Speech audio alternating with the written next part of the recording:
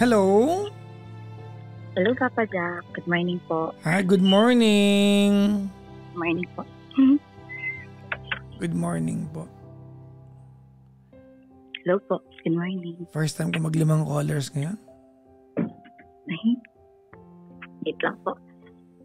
Ba't naglalaba ka ba? Hindi po. Ano nga palang name mo?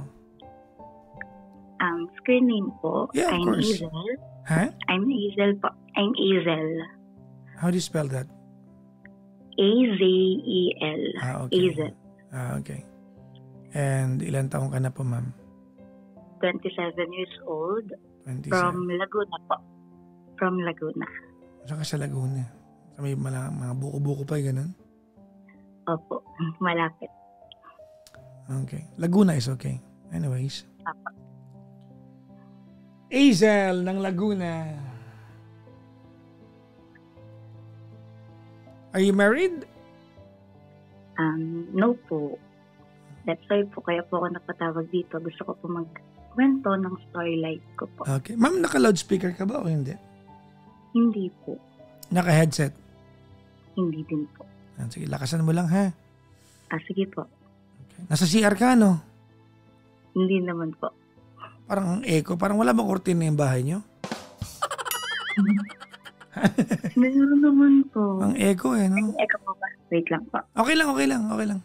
That's okay. Anyways. Aray ka po lumabas. Okay na po ba? Asa ka ba kanina? CR ka, no?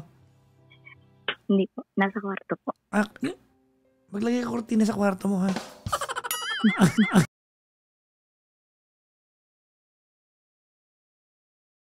Naputol. Anyways. Okay. Hello po. Hazel. Okay na po. Yep. What can I do for you? Gusto ko lang po magkwento ng story life ko. Pahina ka ng pahina. Ngayon po na pinagdadaanan ko po sa buhay. Mm-hmm. Meron po akong long time partner. Mm-hmm. 10 years po kami nung partner ko. And struggle po. Hindi po kami okay. Pero magkasama po kami. Meron po kaming 7 years old na baby. Wait lang. 7 years kayo may relasyon? No po. 10 years po. Pero may 7 years old po kaming baby. 10 taon. Okay. Not married. Okay. Hindi pa po kasi. Live-in. Live-in partner po. Okay. Okay. Yes, ma'am. And gusto ko din pong balikan yung dati po namin na kwento na masaya naman po kami. Yun nga lang po, naghiwalay po kami before nung kami po ay binata't dalaga pa nung aking live-in partner dahil ayaw sa kanya ng magulang ko. Are we talking about the same guy here? Po? Are we talking about the same guy? Yes po. Okay. Yes po. Sige. Sangge, opo. And yung guy na yun po, syempre super love ko. Pinaglove ko po siya sa lahat. Pero naghiwalay po kami. Okay. Dahil ayaw po sa kanya ng magulang ko. Okay. And nangyari po,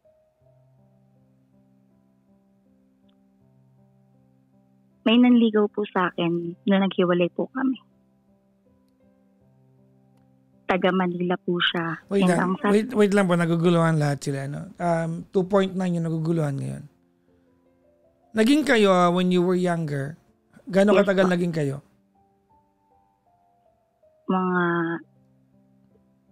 Nung naghiwalay po ba kami? Yeah. Mga 1 year po. 1 year. Naghiwalay kayo kasi ayaw na magulang mo sa kanya. Apo. How young were you then? Because right now you are 27.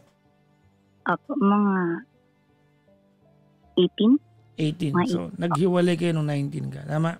Apo. Pinahiwalay kayo ng magulang mo? Pinaghiwalay po kami kasi sa tingin po ng family ko is ako yung bubuhay sa kanya. Okay. Well, whatever was that, ayaw na magulang mo sa kanya. Ayaw ng magulang ko po talaga sa kanya. So, hanggang sa may nakilala po ako. May nagpakilala po pala sa akin. Hindi ko siya kinilala. May nagpakilala po sa akin na gusto na gusto pong manligaw sa family ko. Maganda po yung intention niya. Gusto niya pong manligaw. Okay. After po noon, hindi ko po talaga gusto. Mahirap pong ipilit na hindi ko gusto. Pero nagpunta po siya dito sa family ko. Yung lalaki po na gusto manligaw. Ang ginawa ko po, nakipagbalikan po ako dun sa live-in partner ko. Dahil super duper love ko po, pinaglaban ko po siya. Hanggang sa nagkaroon po kami ng baby. Well, ngayon po, nung kami na po, tinanggap naman po siya ng family So, ko. hindi kayo nagkarelasyon nung nanligaw sa'yo na taga Maynila? Hindi ko po talaga nagustuhan. Hindi ko po talaga siya... Hindi talaga siyang tinitibok ng puso mo. Wala, hindi mo talaga pwedeng pilitin eh. Di ba? Oo. Kahit alam ko po na maganda yung intention ng guy, pero hindi ko po talaga kayang... Yeah, I understand that. Hanggang sa, eto na po, kami na po yung magkasama. Okay naman po.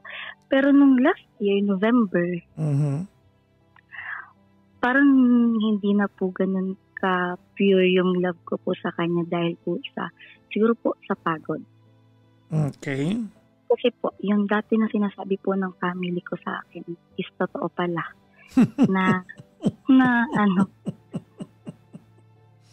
na ako po yung bubuhay. Yung parang ganun po yung nafe-feel ko po ha. Pero wala po kasi siyang stable na work. Wala din po siyang Kailan pa siya walang stable na work? Wala po na naging kami. Para magkaka-work lang po siya months. Nung naging kami po talaga. Wait lang pa, naputol yun eh. Hello po. So, teka lang. So, mula naging kayo, there was no regular job? Siya po ba? Sorry po ah. Yeah. Siya. Wala po siyang regular. Wala pong regular job. Parang magkakaroon lang po ng job, tapos mawawala po. Sa madaling sabi, to put it bluntly, you were never ever to depend on him. Yes, parang ganun. Kumbaga option lang lagi. Kaya po. Ilan anak niyo? Isa po. Isa. 7 years old na. Isa po yung baby ko. Okay. And then, siguro nga po, yung drain, stress, pagod, kasi matagal din po ako sa work ko. Anong work mo ngayon? Store OIC. Store OIC? Okay. Here you are na climbing the corporate ladder, no? Tas siya, no? Okay. Go ahead. Ano po? Sorry? Sabi ko, here you are climbing the ladder, tapos siya, may work walang mahanap. Opo, parang gano'n. Kasi OIC ka na eh. Lagi po ako nagsasabi sa kanya ng pagod na po ako, baka pwedeng ikaw naman, magpapahinga lang ako. Okay, may tanong ako sa iyo, ma'am. No? Sige po. Ano ba to? Minamalas lang ba siya na hindi makahanap ng work o talagang hindi siya seryoso maghanap ng work? Feeling ko po kulang po siya sa confidence eh. Kahit nandito ako. Well, I'm sorry. I'm sorry for that. Yung confidence na yan. No? Nag-work yan kung wala kang anak eh. Pero kung may obligasyon ka, your confidence is the last problem that na dapat mong isip. May anak ka eh. Yes, Hindi mo pwedeng idahilan yung confidence mo. Hinabad niya nga yung panty mo kahit wala siyang confidence eh. Anak nga kayo eh. Bili nga ba yung... Tama po. Game. Well, hanggang yun na nga po. Yung sabi ko nga po, napapagod na po ako na puro ako. Parang hanggang kailan pong ako na. Ako naman kahit konting pahinga lang. Ganyan. Yung super duper love ko po sa kanya, nag-fade na po. Hindi na po siya katulad nung dati na parang kaya ko pa siya ipaglaban sa family ko. Anong ginagawa niya ngayon sa buhay? Anong income niya ngayon? As in right now as we speak. Ngayon po, kakastart niya lang po sa work. Okay. Anong Kasi work? nga, work niya po is sa factory. Okay. Factory naman po Bago siya nagka-work niya, kaya start niya ngayon, gano'n siya katagal walang work? Year. Sa isang taon na yun, anong ginagawa niya? Sa bahay lang siya. Sa bahay lang po. Sa bahay. Nag-ML, ganun. Ganun po, online games. Parang wala po talaga akong makitang future po sa kanya. Na kaming dalawa ng baby ko. Okay. Pero dahil nga po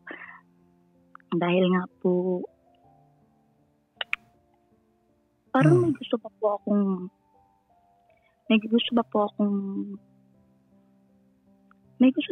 akong patunayan siya sa akin na hindi, may pangarap ako sa inyo, mahal ko, and most importantly, you want him to be a role model sa anak ninyo. Opo, yung parang ganun. Hanggang sa nagtatanong na nga po yung baby ko na, Mami, bakit ganito yung apelido mo? Bakit hindi ganito yung apelido mo? Oh, okay. So we are at that part, no? You also dream of him marrying you.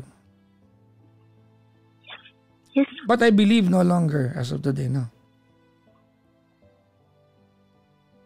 Hanggang sa nagising na nga po ako last year.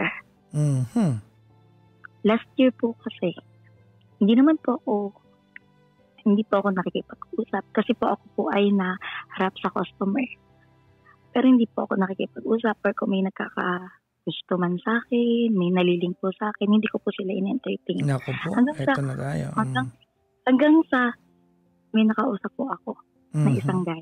Okay. Well, it's my intention po. Kasi nga po, parang hindi na po ganun yung parang hanggang kailan po ba kami ganito, ganyan, nag-iisip po ako. And hindi niya po matanggap na nakipag-usap po ako sa iba. Na hindi niya din po wait lang. So you told him? Or he found out? Ano po, na kita niya po agad na may nakausap po ako. Okay. What exactly was the conversation that he saw?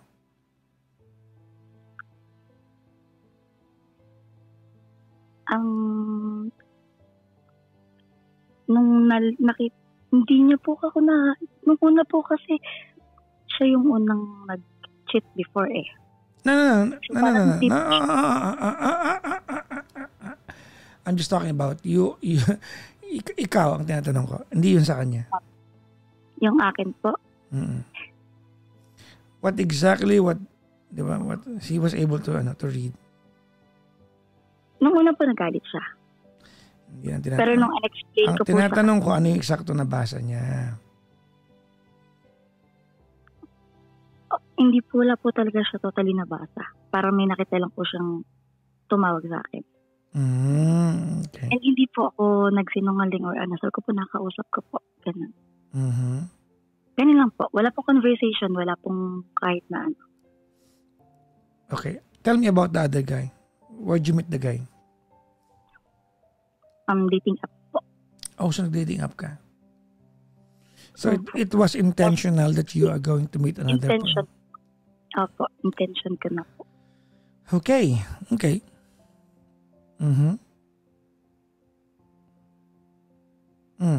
Go ahead. And yung last November po yun na nahuli ko. And sabi ko nga po, ilang araw ko pa lang po yung nakausap. Nakakita niya na po agad. And yung guy din po kasi, in-stop ko na po kasi siya po hindi ko naman po para nangungulit. Nangungulit po siya na nangungulit hanggang sa nakikita niya pa din po tumatawag kahit po naka-block na.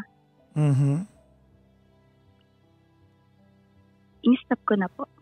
Ang isang sa akin lang po, nakita mo na nga ako kaya akong hulihin ng iba. Pero hindi po siya nag-step up po ba? Parang gano'n. Or kahit magtanong kung may plan po ba siya sa akin, yung kasal, or kahit po mag-work siya. Kasi po, plan ko po talaga, kung hindi po siya swertihin dito, try po niya, or ako po, mag-ibang bansa. Pero hindi ko po siya nakikitaan ng mag-step up or mag-growth sa sarili niya po. hindi po siya. Hanggang sa ngayon po, ganun pa din po. Yun parang ngayon po, kaya po ako napatawag sa inyo. Isang taon na po yung nakalipas. And wait lang po ha, baka po maano ko ng iba. Wala po ako No. Don't mind them. Ako kausap mo. Wala po ako nakakausap ngayon. Okay. Yun lang po. Wait lang. Interested po ako di. Hazel? Apa. Interested ako. Ano yun yung sinasabi mo na nakausap mo? Gaano katagal mo nakausap yan? Nakausap ko siya 3 days. Nahuli po agad ako na naman nakakausap ako. Kasi nga So that's the first and the last attempt that was the first and the last attempt you had cheating? Yes. Yes po. Kasi nga po, yung sinabi siya sa akin, hindi daw siya sanay yung ganong kilos ko, kaya nahuli niya agad ako. Ano yung sinasabi mo na kung kaya niya akong huliin? Ano yun? Ipaliwanag mo nga sa akin yun, ma'am. I mean, kung kaya po, kung anytime pwede po akong mawala sa kanya. Kasi nga po, hindi na po talaga ganun yung ano ko sa kanya. Okay, wait. Ano ulit yun? Kung anytime pwede ako mawala, anong kahulugan nun? Paliwanag mo sa akin. Pwede ko na siyang... Kasi sa puntong ito, ikaw yung nahuli para ikaw pa yung galit. Hindi naman po ako galit kasi last year po iyon. Ang inaano ko lang po, yung matagal na po, pero wala pong nangyayari. Hindi, anong ibig sabihin ng sinasabi mo na kung pa pwede ako mawala? Pakikumpleto nga po ulit yun. Because naguluhan ako dun eh. Anong kahulugan nun? What were you trying to say? Yung anytime po na hindi kami magkatuluyan in the future, pero wala po ako nakikitang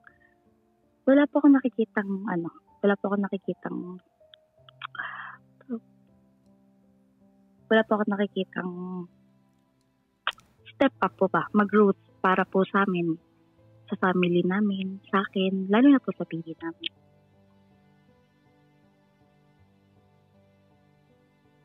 Okay. Ayun po. And ngayon po, hindi po kasi ako nagsasabi sa family ko. No. Wait. I'm trying to figure out something with what you said. Apa. Let me interpret what you said kasi naguluhan ako eh. Are you saying na muntik ko na nga po siyang iwan eh, hindi pa siya nag-i-step up eh. I could have cheated on him and yet hindi siya nag-i-step up. Tama ba? Is that the interpretation? Is that the interpretation na meron? Hindi po. Paliwanag mo yan, ma'am. Sorry. Ano kahulugan nun? Interested ako dun. Yung kaya niya, anytime po na pag hindi po siya nagkaroon ng work or ng future, nakikita po siya ng future po para sa amin. Mm-hmm. Parang anytime po, parang gusto ko na po bimigay pero hindi ko po makabigay kasi syempre may baby nga po kami. So tama yung interpretation ko, ma'am. Using your own mistake, you wanna gaslight him. Hindi ko i-menos dito. Of course, there are things na mali siya. No? I completely understand. Nakakapagod magmahal ng taong walang pangarap sa buhay. I get you. Okay. Pero hindi mo pa pwedeng gamitin yung pagkakamali mo para i-gaslight yung taong yun. That doesn't work that. It doesn't work that way. And that's what you're doing. Ha?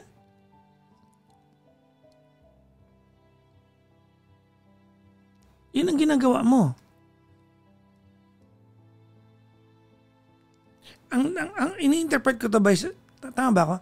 You're saying na kaya ko ganito hindi mo lang ma-word out ng tama pero ganito interpretation ko. Kaya ko magloko, no? Nagawa ko na nga eh.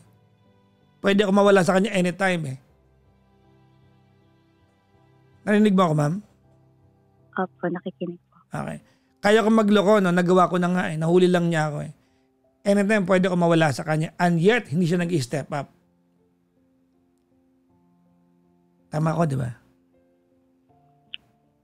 Ano lang po, yung sa part po na yung nagloko po kasi.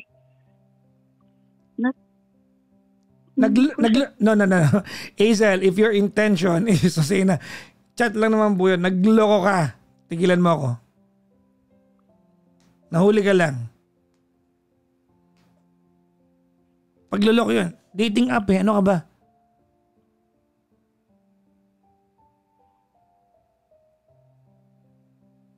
Hindi mo matanggap? Hindi tanggap ko po na nagloko ko. Nag-sorry naman po ako sa kanya. Pero tama yung interpretation ko, di ba? Ha? Kung mali po ako, i-correct mo ako, ma'am.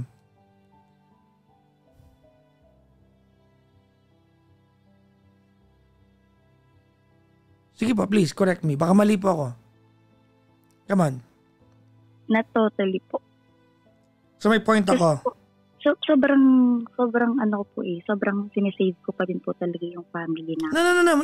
We'll get there.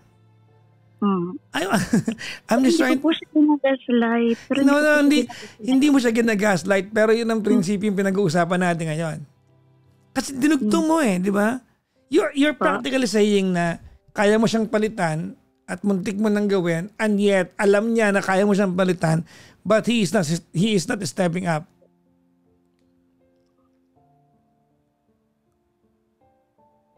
Yes. Ma'am, tama ba ako? Apo. Kung mali po ako, wag mo akong ano. Baka po mali interpretation ko, pero ganun ko po siya naiintindihan. Kasi po, in a way, you are justifying na nagloko ka, and yet hindi niya makuha. He is stupid enough to read the signs na kaya mo siyang iwan, na naghahanap pa ng ibang attention, security from another guy, and yet hindi pa rin siya nag-step up. That's what you're saying, tama? Apo. Alam mo, listen very, very carefully, Hazel, ha? Ready ka? Apo. Hazel, hindi mo na kailangan maging mali. Umalis ka na lang.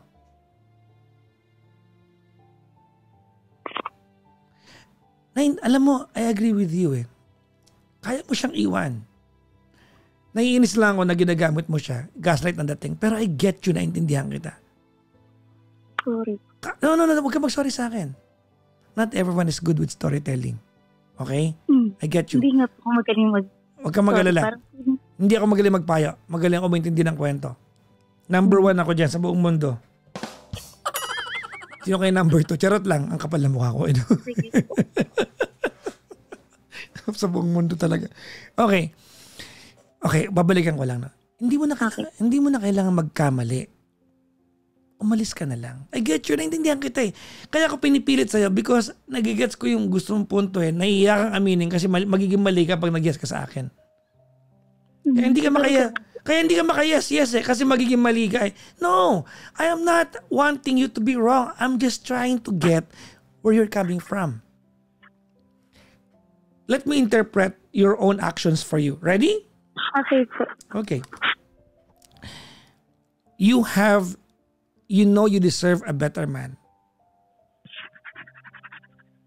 Tama ko? Tama. You know you deserve a better man. You know that you can get a better man. Tama?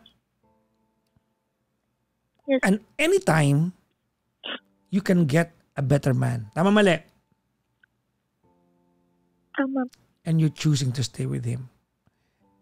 And what's painful is, he knew and he knows kaya mo siyang palitan. Not because you don't love him, but you are no longer happy. And him knowing na hindi ka na masaya, hindi siya gumagawa ng paraan. And I get you. Kaya kita pinapaamin kanina pa. Hindi para pagmukhain kang mali. Because I'm trying to understand you. Alam ko din po na may mali talaga ako sa part na yun. But yun ang punto ko. Hindi mo na kailangan maging mali. Hazel, umalis ka na lang. Okay, I'm your friend. Kaibigan mo ko. Here's what I think you deserve. Ready? Hindi po ako makaalis gawa ng baby ko. I'm sorry. Hindi po ako makaalis. Pasensya ka na. Hindi katwiran sa akin yan. Hindi ka magiging lampshade o hindi magiging chupete ang anak mo pa naghiwalay kayo ng jowa mo. Yan ay alibi, no? Sometimes we hold on to these alibis and factors to justify that we can be unhappy with someone. I don't buy it. No? I want you to listen very, very carefully to me. Ready? Yes po. You know what you deserve? You're 27. You have plenty of time. You deserve to be with a guy na kaya mong sandalan.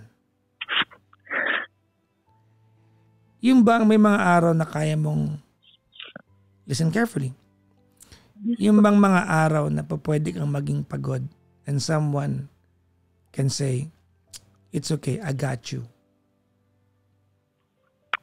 And you don't have that with him.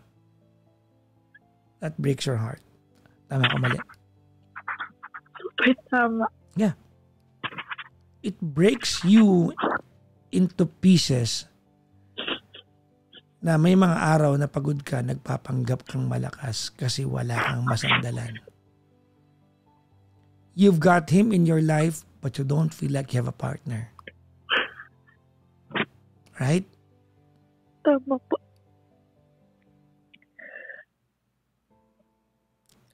I am your friend. I wish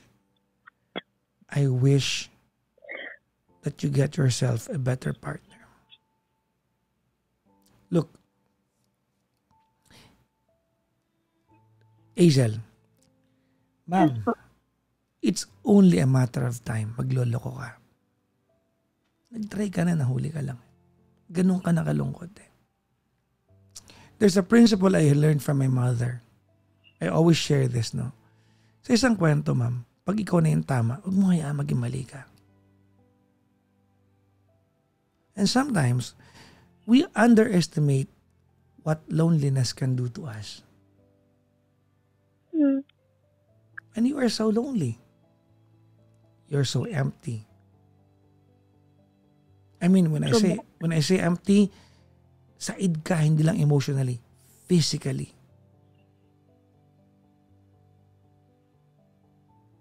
Leave.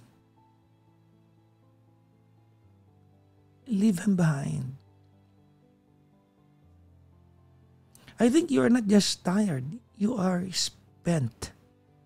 Ubus. Drain na po. I know. I can feel it. Of course, what you did was wrong. Do I blame you? Of course, I blame you for doing something stupid. Do I understand you? I do. Naintindihan kita. Kaya ako naiintindi. Naiintindihan kita. Hindi tama. I will not suggest that you do it again. Of course not. But as your friend, I want you to find that better guy. I have a dream for you. Ito'y hinala ko lang base sa usapan natin. Handa ka? Yes po. Yes. I dream of a house or a home for you.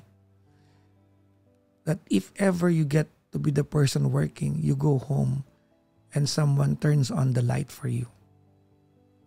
Or maybe I hope that you get to own a home where you get to turn on the light for someone coming home working for you, providing for you. Not because you cannot do it, but because you deserve someone caring for you.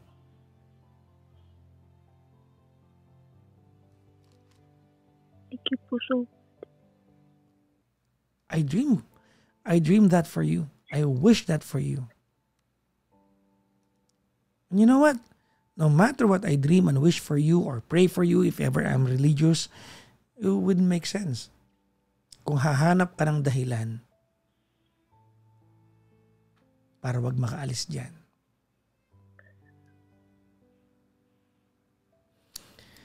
You know what's the beauty of your situation?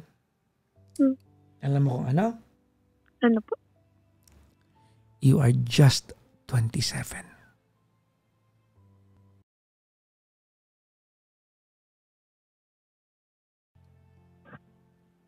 You are just 27. Parang Parang feeling ko nga po, nape-pressure na po ako sa life. Parang ang dami-dami na po nangyayari sa life. You're young. Pagod ka lang kaya ganyan nararamdaman mo.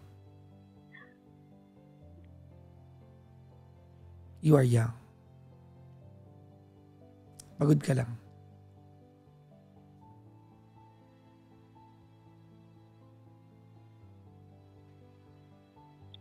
Thank you so much, Papa Jack. Talk to him. Set him free na maayos. Nakausap ko na po siya actually. Congratulations. I'm so excited for you. I'm so excited for you. Pero wala pa din po eh. Yeah. Ganun pa din. Because hindi ka umaalis. So akala niya joke ang lahat. Parang ganun. Kasi sanay po siya. Yep. Alam po niya na kapag nandito ako, super okay ng life niya. Sobrang gaan ng life niya. Sinabi ko nga din po sa kanya na, sabi ko lang po, lately lang po, wala naman po kaming problema. Nasabi ko lang po, kasi sobrang pagod pa din po ako until now. Hanggang ngayon po, pagod na pagod pa din po ako. Sinabi ko sa kanya po na, what if may na hindi, kasi po bago lang po siya sa work niya ngayon. Para po bang sinabi ko sa kanya na, kapag may nakilala ka, na doon ka mag-grow, doon ka makikita mo kung sino ka. Pero sana pag nangyari yun sa kanya. Wag na Aisel, wag na kayo mabot sa ganun. That will just create confusions, chaos, gulo. You're going to involve other people para lang ma-realize yung dapat gawin. Hindi na. Just call it quits. Ikaw na, walk away. Wala nang, wag ka na mag-involve na ibang tao. Pero hindi po kasi, actually kaya po ako napatawag. Hindi ko din po alam kung paano po ako aalis. I don't know how. I cannot tell you that. I just want you to leave. Kung paano at kung kailan, I don't know. I don't know whether you have to ask help from your parents. I don't know. Ikaw na yan. Diskarte mo na yan.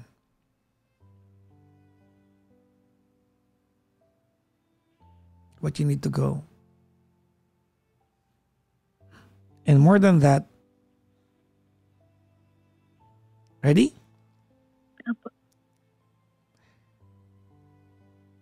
You need to be happy for the first time in a very long time. Thank you.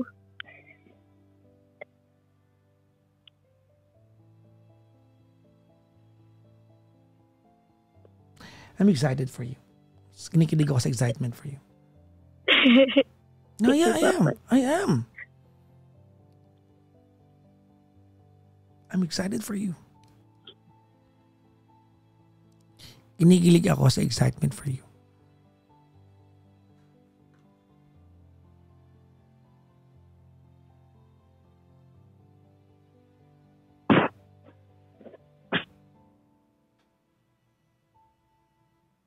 Thank you po so much. Medyo gumagaan po ng pakiramdam ko ngayon. Tandaan mo yung prinsipyo ng nanay ko, ha? Opo. Sa isang kwento, pag tama ka na, wag mo nang hayaang maging mali. Mali ka pa.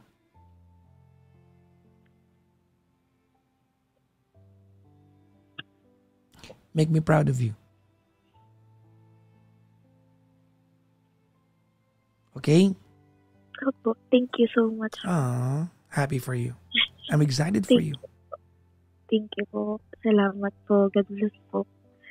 Azel, thank you very much.